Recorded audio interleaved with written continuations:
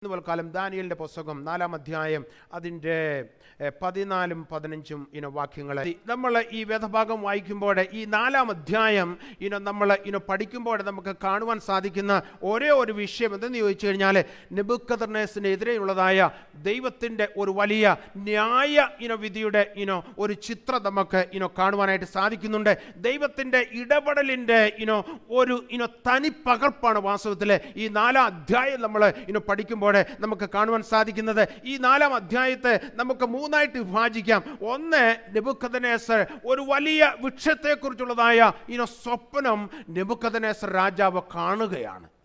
അതിനുശേഷം നമുക്ക് കാണുവാൻ സാധിക്കുന്നത് ഇത് വ്യാഖ്യാനിച്ചു കൊടുക്കുവാൻ അവിടെ ആരുമില്ല. അങ്ങനെ നമ്മുടെ ദാനിയേൽ എന്ന് പറയുന്നതായ ദൈവത്തിൻ്റെ ദാസൻ എന്തുമാണ് ഇത് വ്യാഖ്യാനിച്ച് കൊടുക്കുന്നത് നമുക്ക് കാണുവാൻ സാധിക്കുന്നുണ്ട്. എന്നാൽ അതിൻ്റെ ഒടുഭാഗങ്ങൾ നമ്മൾ വായിക്കുമ്പോൾ ദാനിയേൽ ഈ സ്വപ്നം വ്യാഖ്യാനിച്ചു കൊടുത്തു. ആ സ്വപ്നം നിവൃത്തിയാകുന്നത് നമുക്ക് കാണുവാനായിട്ട് സാധിക്കുന്നുണ്ട്. നമ്മൾ ഈ ദാനിയേലിൻ്റെ പുസ്തകം വായിക്കുമ്പോൾ പഴയ നിയമത്തിലെ വെളിപ്പാട് പുസ്തകം എന്നാണ് പലപ്പോഴും ഇതിനെ നമ്മൾ പറയാറുള്ളത്. കാര്യം ഈ ദാനിയേലിൻ്റെ പുസ്തകവും അതുപോലെ വെളിപ്പാട് ഒന്നിച്ച് പഠിച്ചു കഴിഞ്ഞു കഴിഞ്ഞാൽ, ഒത്തിരി താരതമ്യം ചെയ്ത് പഠിച്ചു കഴിഞ്ഞു കഴിഞ്ഞാൽ നമുക്ക് അത് മനസ്സിലാക്കുവാനായിട്ട് സാധിക്കും. ഇവിടെ നമ്മൾ വായിച്ച വേദഭാഗത്ത് എഴുതിയിരിക്കുന്ന ഒന്നുകൂടെ ഞാൻ വായിക്കാം. അതിൻ്റെ കീഴിൽ നിന്ന് മൃഗങ്ങളും കൊമ്പുകളിൽ നിന്ന് പക്ഷികളും പോയിക്കൊള്ളട്ടെ.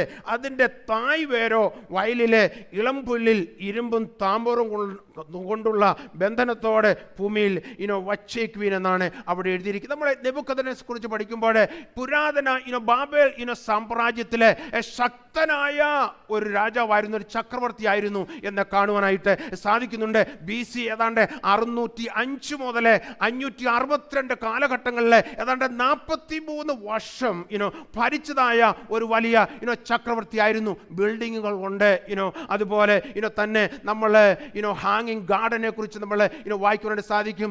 ലോക പുരാതന കാലത്ത് 7 അത്ഭുതങ്ങളിൽ ഒന്നായിരുന്നു അവിടെ ഉണ്ടായിരുന്നായ ഹാങ്ങിങ് ഗാർഡൻ നമുക്ക് കാണുവാനായിട്ട് സാധിക്കുന്നുണ്ട്. മഹദിയാം ബാബിലോൺ എന്നാണ് അദ്ദേഹം തന്നെ പറഞ്ഞത്. അങ്ങനെയാണ് പലരും അതിനെ കുറിച്ച് ബാബേലിനെ കുറിച്ച് പറയുമ്പോൾ മഹദിയാം ബാബിലോൺ എന്നൊക്കെ പറഞ്ഞ് പുകഴ്ത്തുന്നത് നമുക്ക് കാണുവാനായിട്ട് സാധിക്കും. എന്നാൽ ഇവിടെ നമുക്ക് കാണുവാൻ സാധിക്കുന്നത് സർവശക്തനായ ദൈവം എന്തുവാണ്, ഒരു ന്യായവിധി എന്തുവാണ് ഈ രാജാവിലേക്ക് അയക്കുന്നത് നമുക്ക് കാണുവാനായിട്ട് സാധിക്കുന്നുണ്ട്. എന്നാൽ അവിടെ ഇദ്ദേഹം തന്നെ ഒരു സ്വപ്നം കാണുകയാണ്.